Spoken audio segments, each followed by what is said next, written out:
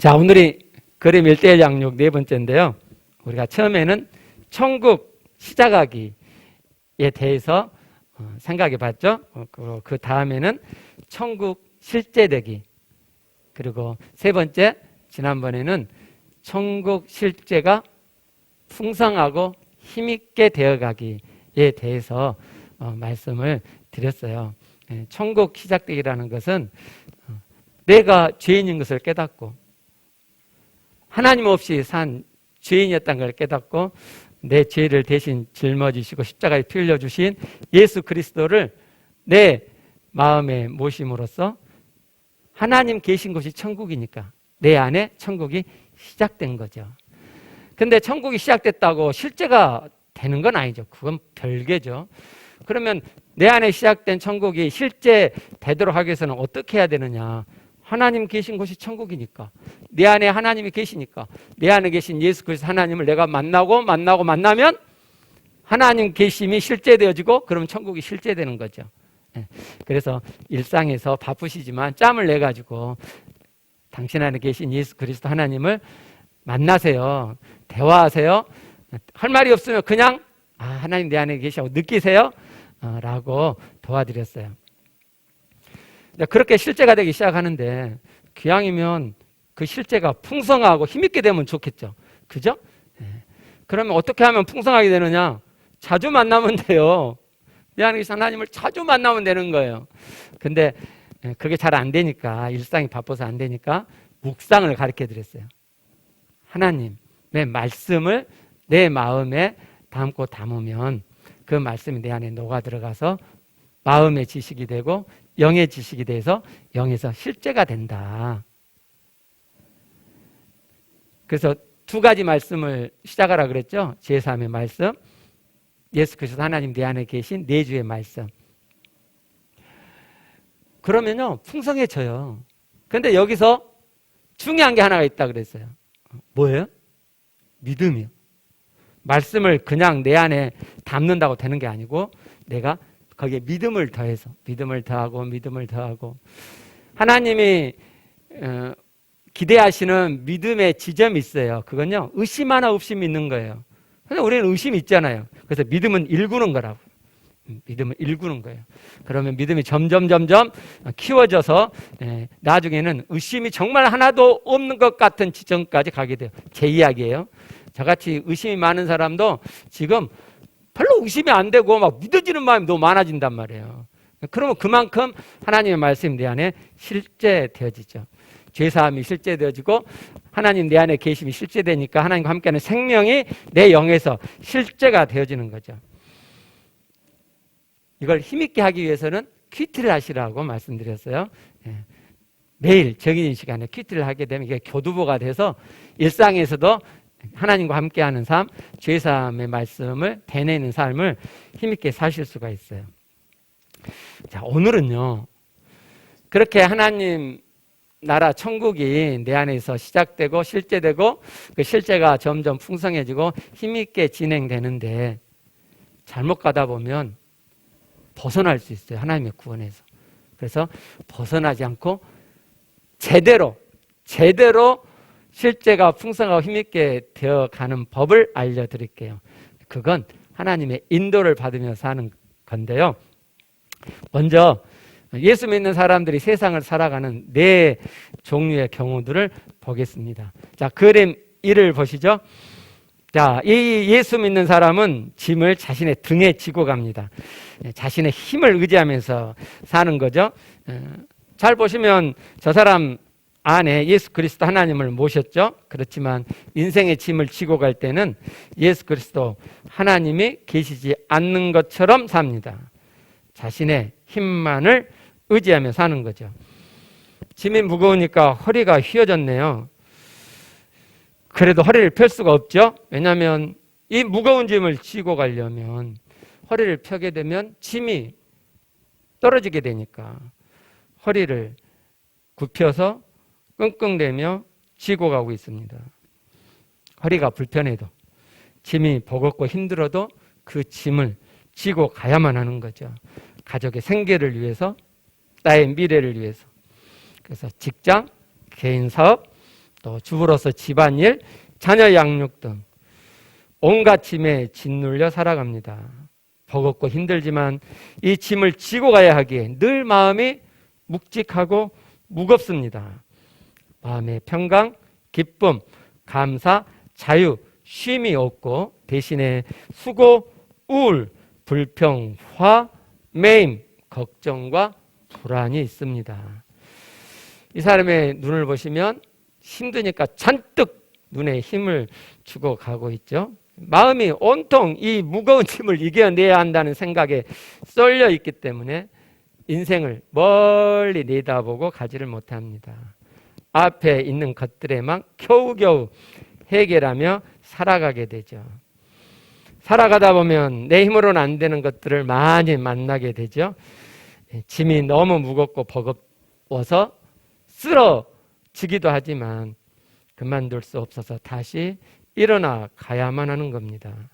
악으로 깡으로 해보기도 하지만 나이가 들수록 지쳐만 갑니다. 하루하루가 버거워지죠. 가끔은 수고한 만큼 뭔가 얻어지고 되어지는 것이 있기도 하지만 그건 잠시뿐이죠. 그것들이 결코 나의 마음을 행복하게 하지 않습니다. 마음이 지치게 되면 도대체 인생은 뭔가, 이렇게 평생 고생만 하다가 가는 것이 인생인가, 인생에 대한 회의가 일어납니다. 그러면서 점점 내 인생에 대한 자신감이 떨어집니다. 힘의 한계를 느낍니다. 남은 인생을 생각할 때 두려움마저 듭니다. 겉으로는 괜찮은 척하지만 마음에는 걱정, 염려, 불안이 쌓이기 시작합니다. 어떨 때는 인생을 포기하고 싶은 마음이 들기도 합니다. 그림 1을 보시겠습니다. 이 예수 믿는 사람은 짐을 지고 가지 않고 끌고 가고 있습니다. 조금은 지혜가 있는 사람이죠. 자신의 생각과 자신의 힘을 의지하며 사는 사람입니다. 이 사람도 마찬가지로 자신 안에 예수 그리스도 하나님을 모시고 있지만 인생의 짐을 지고 갈 때는 예수 그리스도 하나님이 계시지 않는 것처럼 삽니다. 자신의 생각, 자신의 힘만으로 짐을 지고 가죠. 막상 해보면 지면에 끌리는 마찰력 때문에 힘이 상당히 듭니다. 근데 이 사람은 지고 가는 것보다 쉬워 보이니까 짐을 2배로 늘렸습니다. 그만큼 힘이 들겠죠. 역시 고달프고 버겁습니다. 이 사람은 짐이 2배로 늘어나서 더 잘 살고 있다고 생각할 수도 있습니다. 그런데 그 2배로 늘어난 짐 때문에 앞을 잘 볼 수가 없고, 그래서 나름 똑똑하지만 그렇게 지혜로운 삶을 사는 것은 아닙니다. 이 사람도 수고한 만큼 뭔가 얻어지는 게 있겠죠. 그렇지만 그것으로 결코 천국되어 살 만큼 마음이 행복해지지는 않습니다. 이 사람도 마음이 지치게 되면 인생에 대한 회의가 올라옵니다. 나는 이 이상의 삶을 살 수는 없는 것인가? 앞으로 내 인생은 어떻게 되지? 그러면서 점점 인생에 대한 자신감이 떨어집니다. 나의 한계를 느낍니다. 나이가 들면 젊었을 때 패기도 점점 힘을 잃습니다. 미래의 내 인생을 생각하면 두려움이 있고 막막해집니다. 그림 3을 보시겠습니다. 이 예수 믿는 사람은 바퀴를 달아 밀고 가고 있습니다. 훨씬 더 지혜로운 사람입니다. 짐을 가지고 가기가 훨씬 수월했겠죠. 잘 가니까 짐도 더 많이 싣고 갑니다. 앞에 2 사람보다 더 잘 산다고 하는 생각으로 마음이 흐뭇해지고 돈이 막 들어오는 즐거움, 그로 인해 즐기는 물질의 풍요로움이 좋기도 하지만 역시 천국 되어 사는 것은 되지 못합니다. 좋다가도 종종 이유를 알 수 없는 허무감이 올라옵니다. 이게 인생의 다인가? 이 사람은 비전도 있습니다. 잘 되어가니 더 크게 더 많은 일을 하려고 합니다. 돈을 벌어주니 그 많은 일에 매입니다. 어떤 사람은 죽도록 일에 충성하기도 합니다. 그러다 힘들어 쌓아올린 나의 이 성공, 이 많은 짐들이 혹시 무너지진 않을까 걱정이 되고 불안해집니다. 어떤 경우엔 노심초사하게 되기도 하죠. 지금까지 그런 대로 잘 선택하며 살아왔는데 앞으로도 잘 해갈 수 있을까? 자신 앞에 놓여 있는 수많은 선택의 길에서 내가 가야 할 길, 내게 가장 좋은 길이 무엇인지 알지 못해 불안해집니다. 자기가 생각하고 판단하고 결정하는 나름의 길을 갈 수밖에 없는데 그 선택이 최선인지 여전히 알 수가 없기 때문입니다. 그래서 미래가 불안합니다. 그래서 마음의 평안함, 쉼, 자유, 감사, 참된 기쁨이 없습니다. 이 사람도 마찬가지로 자신 안에 예수 그리스도 하나님을 모시고 있지만 인생의 짐을 지고 갈 때는 예수 그리스도 하나님이 계시지 않는 것처럼 삽니다. 하나님 없이 사는 것입니다. 자신의 생각만을 의지하며 삽니다. 그림 1부터 그림 3까지는 마음에 예수 그리스도 하나님을 모신 사람들이지만 사실상 예수 안 믿는 사람들, 마음에 예수 그리스도 하나님이 없는 사람들과 똑같이 살고 있는 것을 볼 수 있습니다. 그것은 여전히 옛 마음으로 살기 때문입니다. 여전히 하나님 없는 옛 마음으로 살기 때문에 하나님의 오리지널 디자인 천국이 무너지는 삶을 살게 되는 것입니다. 지난번에 했던 그림 C를 한번 보겠습니다. 예. 오른쪽 그림 보시면 크게 옛 마음이 있고 그 안에 새 마음, 영의 마음이 있습니다. 예수 그리스도 하나님은 영의 마음에 와 계시죠. 왼쪽 그림은 이제 강조하기 위해서 가운데 영의 마음, 예수 그리스도가 계시는 마음을 뺐어요. 저렇게 옛 마음으로 산다는 거죠.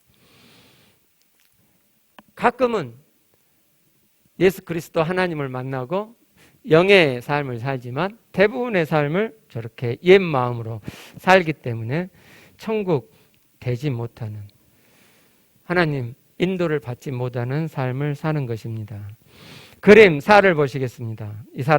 이 예수 믿는 사람은 차에 짐을 싣고 가고 있습니다. 이 사람은 그 인생의 짐이 버겁거나 전혀 무겁지가 않습니다. 바퀴 달고 갔던 그림 3의 사람보다도 훨씬 수월합니다. 겉으로는 별로 달라 보이지 않지만 이 사람의 인생을 살아가는 방식은 앞에 세 사람과 전혀 다릅니다. 그 차이는 내면에 있습니다. 이 사람은 자신 안에 계신 예수 그리스도 하나님의 인도하심을 받으며 살아갑니다. 나의 미래를 가장 잘 아시는 분, 내가 가야 할 길을 가장 잘 아시는 분이 인도해 주시기 때문에 걱정이나 불안이 없습니다. 어떤 선택을 해야 할지 고민할 필요도 없습니다. 짐을 더 많이 실어도 전혀 버겁거나 힘들지 않습니다. 쉼이 있고 평강이 있고 감사와 참된 기쁨이 있습니다. 일에 전혀 구속되지 않고 자유 가운데 즐기면서 합니다. 갈수록 하나님의 오리지널 디자인 천국 되어갑니다. 당신은 이 네 가지 그림 중에 어디에 속합니까? 마음속에 하나 정하세요. 더 중요한 질문을 드리겠습니다. 어느 그림으로 살기를 원하십니까? 마태복음 11장 28절 말씀입니다. 예수께서 말씀하십니다. 수고하고 무거운 짐진 자들아 다 내게로 오라. 내가 너희를 쉬게 하리라. 인생은 이 세상 태어난 순간부터 무거운 짐입니다. 살아내야 하는 버거움이 있습니다. 그러한 인생들에게 주님은 쉬게 해 주시겠다고 부르시고 초청하십니다. 천국되어 살게 해 주시겠다는 것입니다. 참된 쉼이 있는 곳, 바로 천국입니다. 그림 4가 천국되어 사는 것은 자신의 생각, 자신의 힘으로 인생을 살지 않고 내 안에 계신 하나님의 인도를 받으며 살기 때문입니다. 그래서 오늘은 하나님의 인도를 받으며 사는 삶에 대해서 말씀드리려고 하는 것입니다. 그런데 먼저 주의할 점이 하나 있습니다. 자, 그림 보시면 자, 차가 있죠.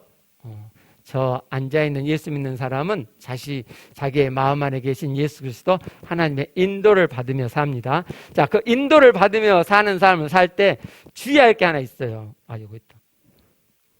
예, 여기 주의 딱 느낌표 있습니다. 잘 안 보이시겠지만. 예, 그건요. 천국되어 사는데 마음이 있지 않고 여전히 세상 짐, 세상 일에 마음이 더 있는 것입니다. 그래서 이 사람은, 이 예수를 이렇게 믿는 사람은 자신의 세상 일이 잘 되어가도록 하나님, 예수님 이렇게 해주세요. 아, 저렇게 해주세요. 라고 예수 그리스도 하나님을 조종하고 지시합니다. 이것은 예수 믿음, 하나님의 믿음을 정면으로 거스르는 것입니다. 로마서 10장 9절 말씀입니다. 내가 만일 내 입으로 예수를 주로 시인하며 또 하나님께서 그를 죽은 자 가운데서 살리신 것을 내 마음에 믿으면 구원을 받으리라. 어떤 자가 구원을 받느냐? 하나님께서 예수 그리스도를 죽은 자 가운데서 살리셨다고 하는 것을 마음에 믿고 그뿐만 아니라 자신의 입으로 예수를 주로 시인하는 자. 이 시인이라는 말은 헬라어 호몰로게온데 굉장히 중요한 단어죠. 근데 의미는 간단합니다. 그 말에 동의한다는 말입니다. 누가 구원받는 자이냐? 예수가 주님이시다라는 이 말에 동의하는 자. 머리로만 아니라 마음으로 동의하는 자. 그래서 도마가 부활하신 주님을 만나고 이렇게 고백했죠. 나의 주님이시여 나의 하나님이시니이다. 이게 구원받는 시인 고백이라는 거예요. 예수 그리스도 하나님을 조종하고 지시하는 것은 내가 여전히 내 생의 주인이 되어 사는 것입니다. 예수 믿는 건 예수님을 나의 주로 모시는 거죠. 근데 감히 그렇죠. 자, 두 번째 주의할 게 있는데요. 같은 맥락인데 예수 그리스도 하나님께 이렇게 해주세요 저렇게 해주세요 조종하고 지시하는 그 사람은 이 세상에서 더 잘 먹고 잘 살라고 하는 거죠. 이걸 기복신앙이라 그러죠. 그림, 내가 지금 어떤 것을 원합니까? 네, 살을 원해요. 왜요? 짐을 더 많이 지고 갈 수 있거든요. 무슨 말씀이냐면 이 세상의 것을 더 잘 이룰 수 있을 것 같거든요. 그러니까 더 잘 먹고 더 잘 살 수 있는 너무너무 쉽게 될 것 같거든요. 그러니까 그림 사요. 그건 잘못된 신앙입니다. 물론 하나님께서는 당신의 세상 일에 무관심하시는 것이 아닙니다. 성경에서 말씀하시는 하나님의 구원은 전인적입니다. 내 영만 구원하는 게 아니란 말이에요. 육과 혼과 영 모든 내 존재를 구원시키는 것이 하나님의 구원입니다. 그러니까 하나님은 당신의 이 세상의 삶에도 관심이 있습니다. 그러나 우선순위가 틀렸습니다. 요한삼서 1장 2절 말씀입니다. 사랑하는 자여 내 영혼이 잘된 같이 내가 범사에 모든 일에 잘되고 강건하기를 내가 간구하노라. 순서가 어떻게 됩니까? 내 영혼이 잘된 같이. 이 영혼은 헬라어로 푸시케라는 단어입니다. 영혼, 생명 이렇게 번역되는 단어인데 본래 그 의미는 인간 내면의 좌소, 중심을 의미하는 단어입니다. 그러니까 여기서는 영혼 그렇게 번역하면 좀 막막하잖아요. 영혼이 잘된 같이. 내면, 너의 내면이 잘된 같이. 그러니까 먼저 내 내면이 잘된 다음에 그 다음에 나의 모든 일이 잘되고 강건해지는 것이 하나님의 원리라 이 말입니다. 그래서요, 당신이 모든 일에 잘되고 강건하기를 원하시는 하나님께서 그렇게 해주시려고 먼저 당신의 내면이 잘 되도록 당신을 인도하십니다. 하나님께서, 내 안에 계신 예수 그리스도 하나님께서 우리를 인도하실 때 뚜렷한 방향이 있습니다. 운전대를 잡은 내가 가고 싶은데 하나님 이쪽으로 저쪽으로, 그게 아니고 하나님께서 내 안에서 나를 인도하시는 뚜렷한 방향이 있습니다. 그것을 하나님, 나를 향한 하나님의 부르심이라고 말합니다. 저 그림을 보시면 자동차가 주위를 지나서 진행할 때 저 화살표로 진행을 하죠. 저게 하나님의 인도하심이란 말이에요. 화살표가 2개 있죠. 이따가 말씀드릴게요. 저 화살표, 하나님께서 나를 이끌어 가시는 저 화살표에 뚜렷한 방향이 있어요. 먼저 뭐예요? 내 내면이 잘 된 거란 말이에요. 내 내면이 먼저 잘 되고, 그러고 난 다음에 하나님께서 모든 일을 전인격적으로, 전인적으로 잘 해주시는 거죠. 근데 사람들이 이 순서를 거스리고 여전히 이 땅에서 잘 먹고 잘 사는 것을 최우선으로 알고 하나님께 그걸 구한단 말이죠. 그러니까 안 되죠. 되면요, 쫄딱 망하죠. 왜요? 육적으로 잘 되니까 내면이 잘 되는데 관심을 안 둔단 말이에요. 그러니까 내 마음은 지옥이죠. 내 마음이 지옥된단 말이에요. 하나님 닮음이 이루어지지 않죠. 자, 이제 부르심에 대해서, 하나님이 우리를 인도하시는 부르심에 대해서 보겠습니다. 자, 당신에 대한 하나님의 부르심은 당신이 모태 지어지기 전에 당신을 아심으로부터 시작했습니다. 예레미야 1장 5절 말씀입니다. 내가 너를 모태 짓기 전에 너를 알았고, 그렇죠? 모태에서 내가 지어지기 전에 하나님이 저와 당신을 알았습니다. 그리고 하나님께서는 당신을 모태에서 지으셨습니다. 시편 139편 13절입니다. 주께서는 내 내장을 지으시면 나의 모태에서 나를 만드셨나이다. 내가 잉태되고 모태에서 내가 형상을 만들어 갈 때에 우연히 된 게 아니고 하나님 아버지께서 나를 지으셨다는 것입니다. 그리고 이렇게 미리 아시고 모태에서 나를 지으신 하나님은 나를 하나님의 자녀로 미리 정하고 부르셨습니다. 로마서 8장 29절 30절입니다.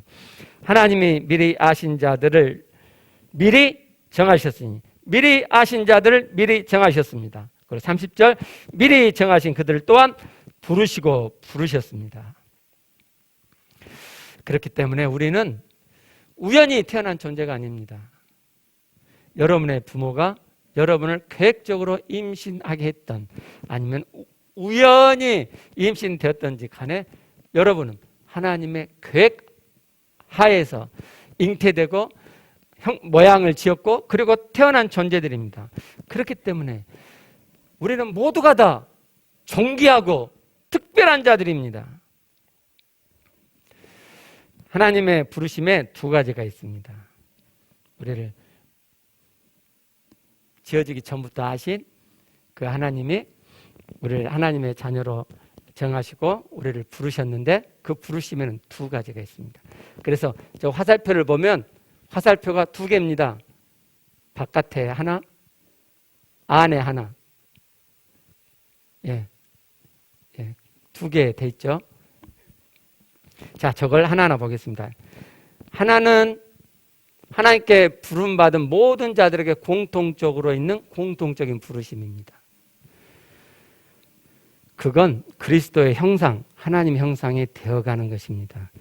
로마서 8장 29절 30절 말씀입니다. 하나님이 미리 하신 자들을 또한 그 아들의 형상을 본받게 하기 위하여 미리 정하셨으니. 자, 미리 정했는데 목적이 있죠. 그 아들의 형상을 본받게 하기 위하여, 이게 의역되어 있는데요, 직역하면 그 아들과 동일한 형상이 되도록 하기에 우리를 미리 정하셨어요. 이게 하나님께서 우리를 부르신 부르십니다. 그렇게 우리를 정하셔가지고, 정하신 우리를 부르셨잖아요. 하나님의 아들과 동일한 형상이 되도록 우리를 미리 정해가지고 불렀어요. 그러면요, 부르심은 뭐예요? 미리 정하실 때 하나님의 아들과 동일한 형상이 되도록 하신 그 미리 정하심을 우리에게 이루기 위해서 우리를 부르신다 이 말이에요. 하나님의 아들과 동일한 형상이 된다는 이 말은 하나님을 닮은 하나님의 참 아들이 된다는 말입니다. 그래서 성경은 부르심을 받은 자들에게 사랑을 받는 자녀같이 너희는 하나님을 본받는 자가 되라 말씀합니다. 에베소 5장 1절 말씀입니다. 그러므로 사랑을 받는 자녀같이 너희는 하나님을 본받는 자가 되어라. 당연하죠. 그렇죠? 자녀는 아버지를 닮는 거잖아요. 하나님 아버지를 본받는다는 것은 하나님의 온전하신 것 같이 온전해지는 것입니다. 마태복음 5장 48절입니다. 그러므로 하늘에 계신 너희 아버지의 온전하신 것과 같이 너희도 온전하라. 여기서 하나님과 같이 온전해지라는 것은 단순히 도덕적인 탁월함을 말하는 것이 아닙니다. 이것은 하나님의 신적 속성에 참여하는 것을 의미합니다. 베드로서 1장 4절 말씀입니다. 신성한 성품에 직역하면 신의 속성에 참여하는 자가 되게 하려 하셨느니라. 신의 속성에 참여하는 것. 하나님을 닮는다고 하는 건 하나님처럼 온전해진다는 거고, 그 하나님의 온전함에 이른다고 하는 것은 사람들의 어떤 도덕적인 탁월함이 아니라 하나님의 신적 속성에 참여에 드러나는 것을 의미한다 이 말입니다.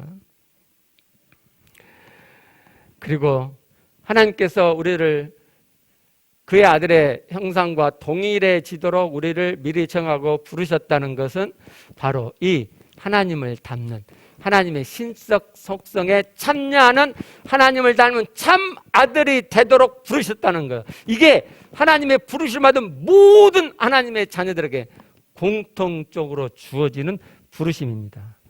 하나님의 우리를 인도하실 때 이 공통적인 부르심, 하나님을 닮음으로 하나님의 신적 속성을 이루어 가도록 우리를 인도하십니다. 당신의 힘으로 신적인 하나님 닮음을 이루어낼 수 없습니다. 당신 보고 이루어내라는 게 아닙니다. 하나님께서 하십니다. 이를 위해 하나님께서 당신 안에 와 계십니다. 당신 안에 계신 하나님을 풍성히 힘있게 만나가기만 하면 당신 안에 천국이 하나님 닮음이 풍성하고 힘있게 되어져 갑니다. 하나님이 하십니다. 하나님이 당신을 하나님 닮는 신적 속성을 이루도록 당신 안에 들어와 계십니다. 그러나 그 하나님을 만나는 것은 나의 선택입니다. 내가 내 안에 들어와 계신 하나님을 내가 만나지 않으면 하나님 닮음은 결단코 내 안에 이루어지지 않습니다. 그러나 여러분이 만나시면 말씀을 묵상하고, 그래서 묵상을 통해 하나님의 마음을 믿음을 대하면서 내 마음에 담으면 그 말씀이 내 안에 녹아들어 영예가 닿고 영에서 실제되는 말씀이 되면서 하나님이 내 안에 가득해집니다. 말씀 없이도 내가 내 안에 계신 하나님을 내가 만나면 하나님이 내 안에 점점 가득해져 갑니다. 이것이 성경이 말씀하는 새 마음, 영예의 삶이고 하나님 닮음입니다. 이것이 하나님께서 당신에게 가지고 있으시는 최대의 관심사이고 당신에게 주고 싶어 하시는 최고의 복입니다. 당신이 이렇게 하나님 닮아가도록 하나님은 지금까지 여러분을 인도해 오셨습니다.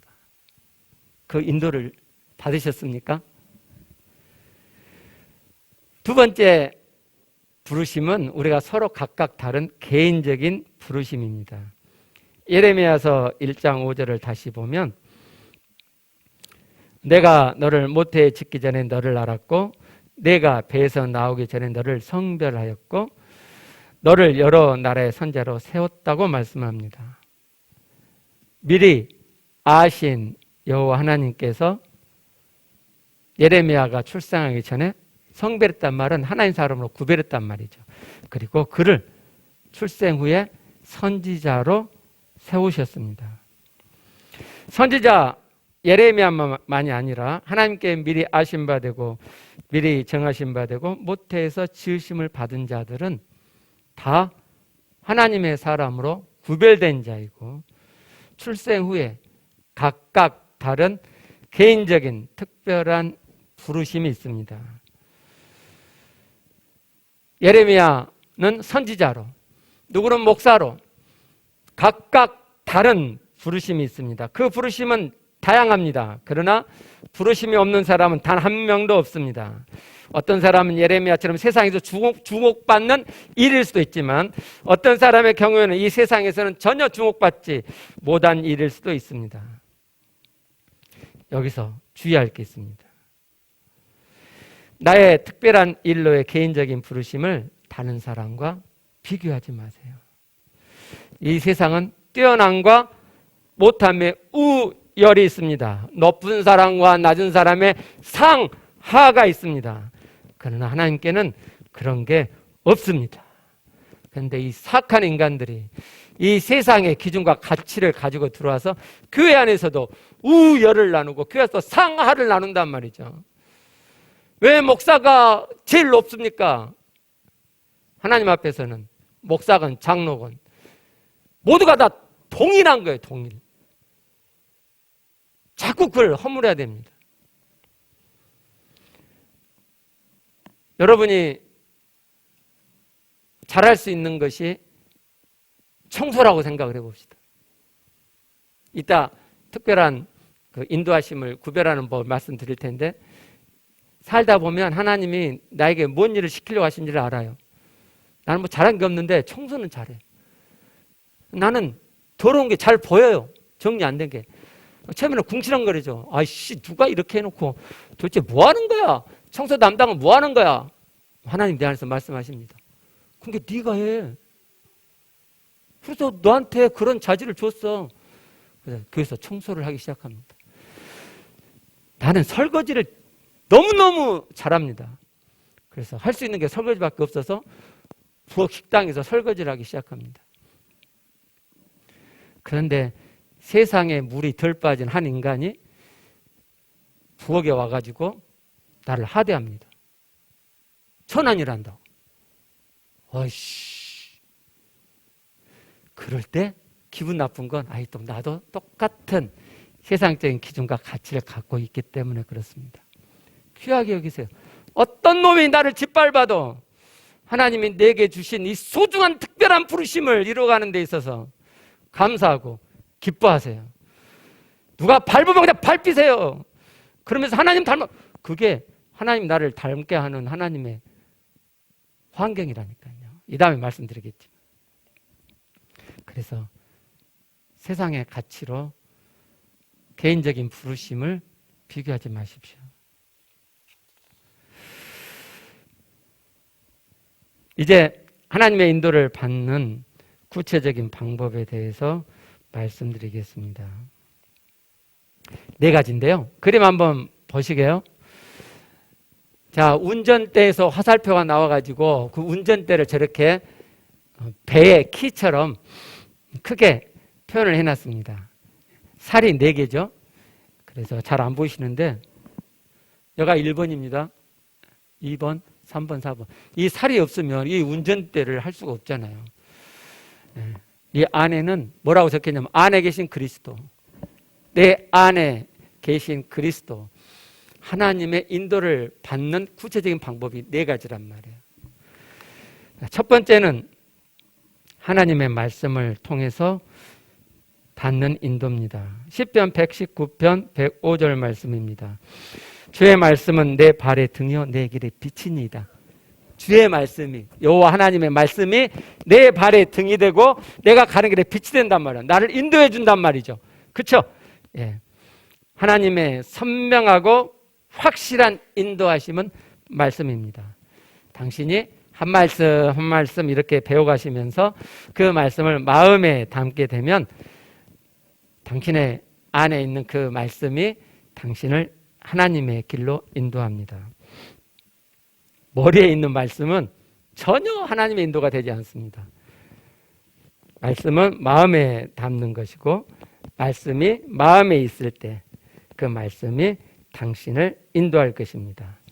이미 배우신 묵상으로 말씀을 마음에 담으면 되겠죠? 자, 두 번째 하나님의 인도를 받는 방법은 내적인 하나님의 음성입니다.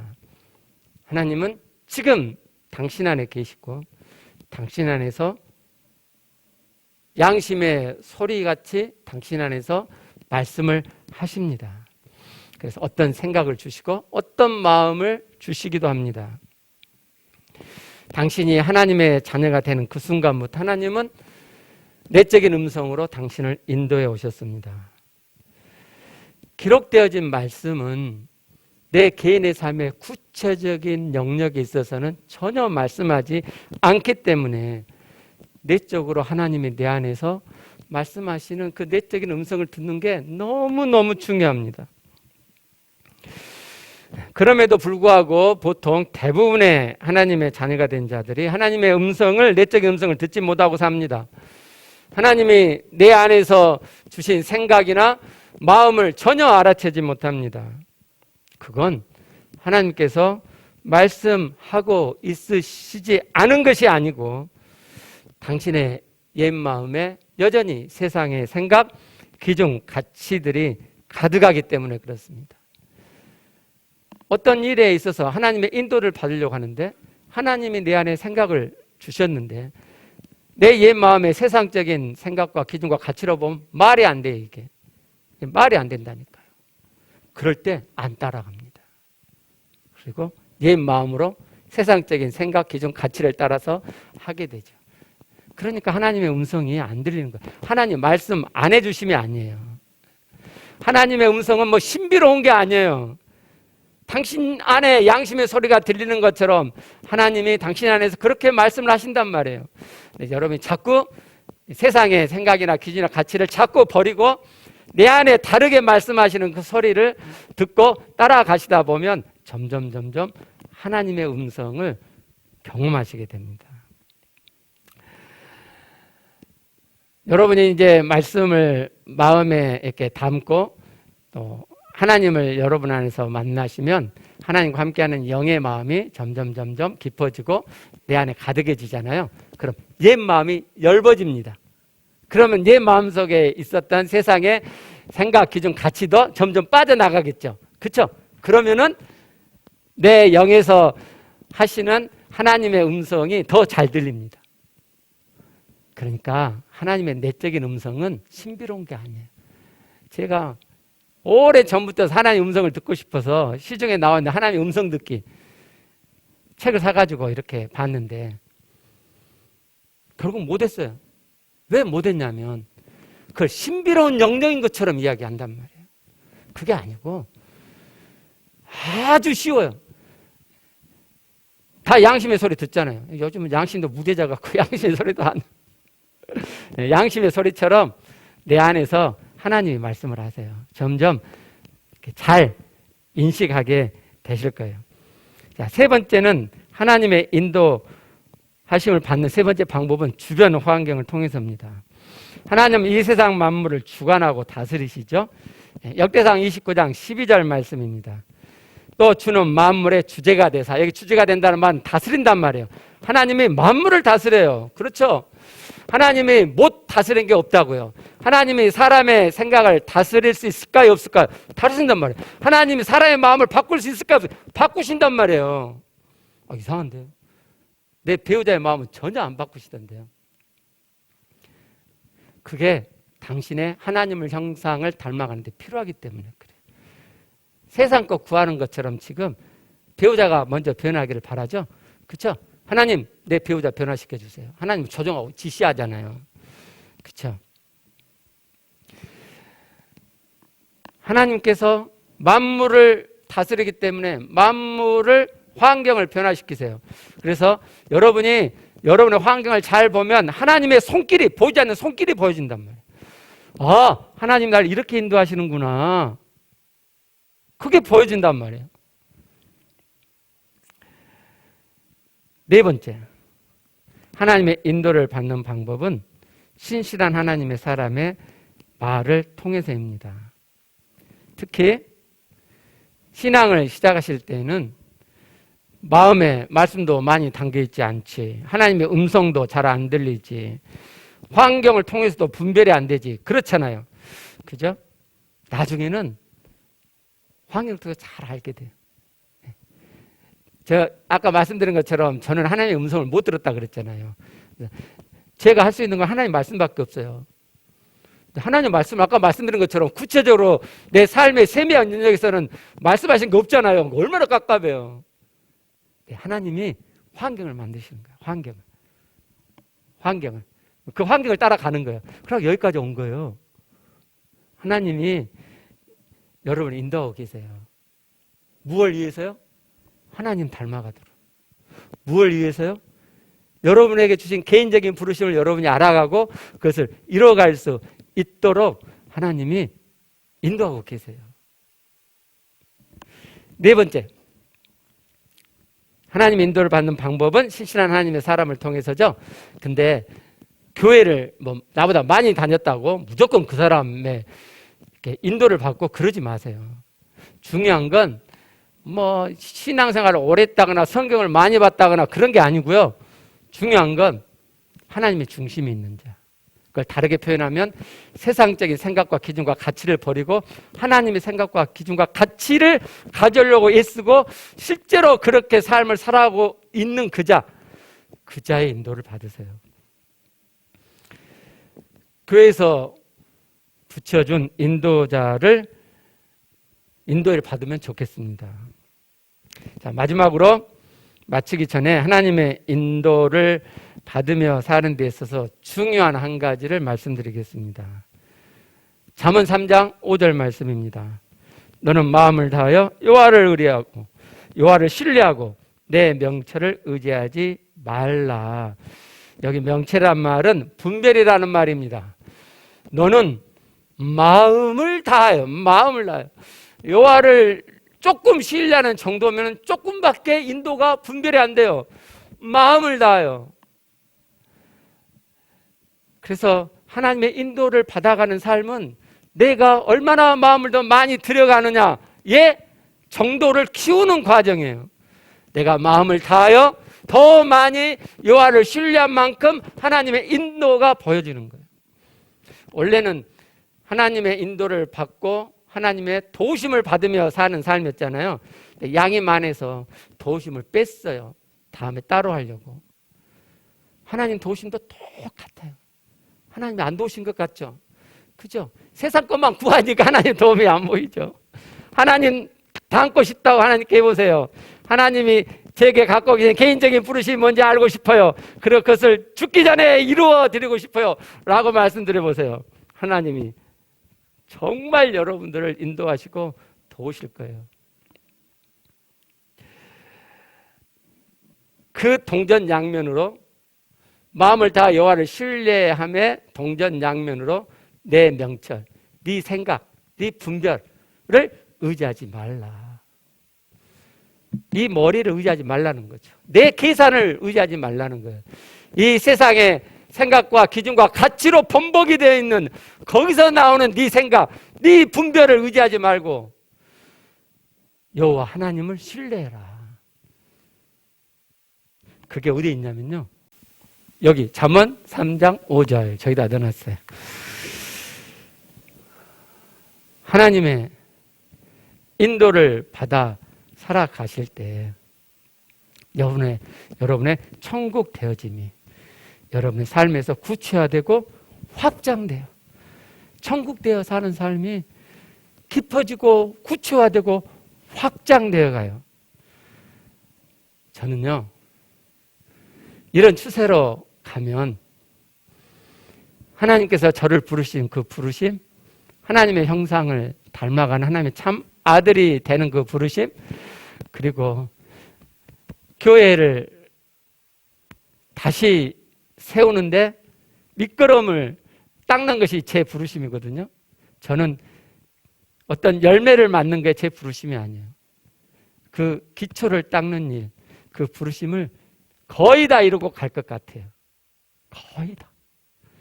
늦게 60쯤에 영의 삶이 실제가 되고 그러면서 그랬는데 남은 생을 생각하면 와, 거의 다 이루고 가겠다. 너무 감사해요. 여러분도 저처럼 여러분의 인생이 끝나가는 그 즈음에 하나님께서 나를 부르신 이 두 가지 부르심이 거의 다 이루어지는구나. 그렇게 사셨으면 좋겠습니다. 자, 우리 각자 기도하시겠습니다.